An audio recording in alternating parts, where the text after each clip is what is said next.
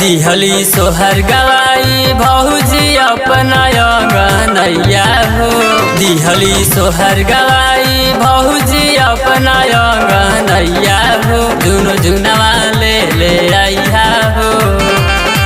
झुनु झुनवा ले आइहा हो। भतीजावा के भैया हो खेलवना ले आइहा हो। भतीजावा के भैया हो खेलवना ले आइहा हो।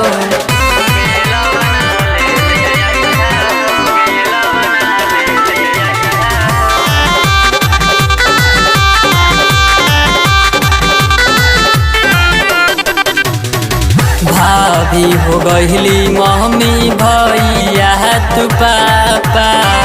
माई बाबू दादी दादा हम बहिन चाचा।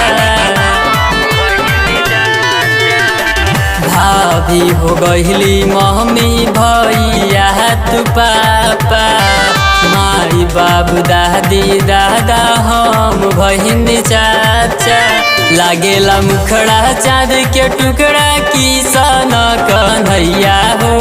लागेला मुखड़ा चाँद के टुकड़ा किसन कन्हैया हो। झुन झुनवा ले आइहा हो।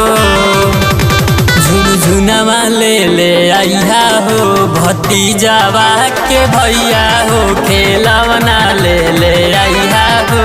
भतीजावा के भैया हो खेलवना ले आइहा हो।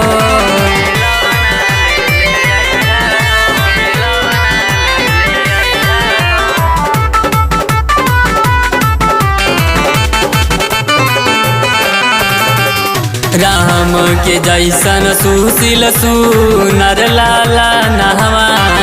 जुग जुग जिया भाभी दिहलु जनमावा। राम के जैसन सुशील सुनर लाला नहवा। जुग जुग जिया भाभी दिहलु जनमावा। एके दीवाना कहले आ जाए बतिया जाने भूलैहा हो। एके दीवाना कहले आ जाए बतिया जाने भूलैहा हो। झुन झुनवा ले आइहा हो।